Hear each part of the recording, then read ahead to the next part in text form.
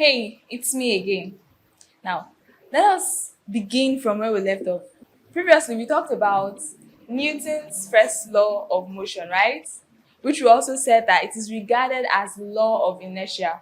Okay, right now we're going to talk about the Newton's second law of motion, okay?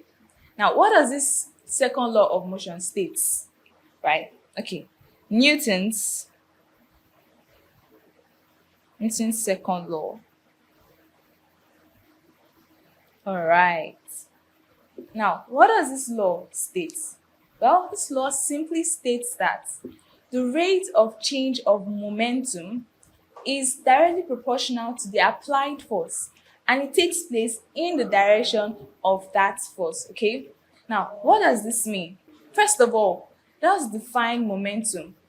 Now, momentum is simply defined as the product of the mass of a body and its velocity. It is given as P, which is momentum symbolically, equal mb. All right, do not forget this.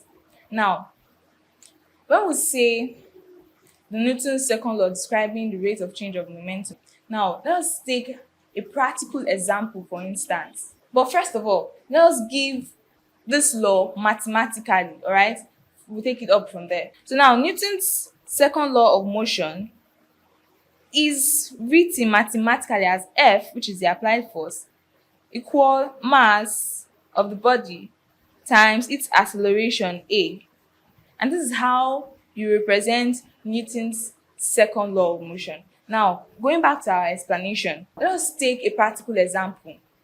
Now, let's say a bicycle. Someone is riding a bicycle, okay? To any place at all. Now, the bicycle is the mass, or rather, let's say the object with a particular mass, okay?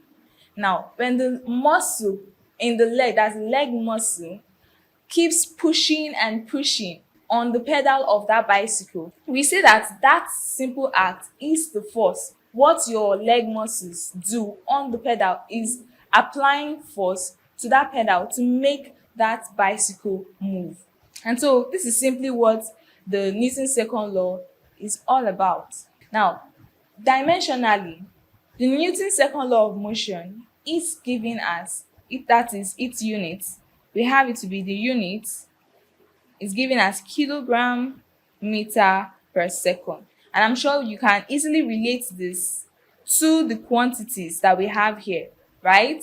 Beautiful. Okay, now let's say we have an object of mass, say 20 kg. Mass of the object is 20 kg, right?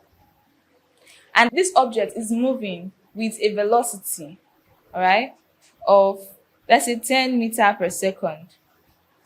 And in this case, you're asked to find the momentum in which this object is moving. Recall how we defined momentum at the beginning, where we said momentum is the product of mass of the body and its velocity. So we can easily get our momentum by applying these values, right? So we have P, which is equal mv, writing this back. So this is P. When you input your values, we have 20 times 10, and this will give us 200 kilogram meter per second. As easy as that, all right? Now, what about in a case where something happens to our body or the object we're trying to consider in this case? Now, let's say another object collides with it, for instance. What do you think will happen to this momentum that we've been talking about? Well, the momentum will change, okay? And this brings us back to the Newton's second law, which we stated earlier, which is the rate of change of momentum is directly proportional to the applied force, all right? Now, we're going to write down an alternative way of representing this mathematically, all right? So we have that F, which is the applied force, is proportional, directly proportional to the change in momentum, okay, over time. So this simply means that the momentum is changing over time. Now we can as well write this as F equal mv. Recall the formula for momentum, which is mass times velocity, now minus mu, and this is because we are trying to look for what has occurred, like a change that has occurred when that body over a particular time. And so we have this to be mv minus mu. Recall that whenever you're looking for the change of something, it is always the final value minus the initial value. Okay, so we just put down our t here. Now we can as well reduce this to m bracket v minus u, all right, by t. So therefore we have our f equal m f equals mv minus u over t, right? So this is another way of writing Newton's second law. And because of this, we tend to regard this second law of motion as the momentum law. Very easy.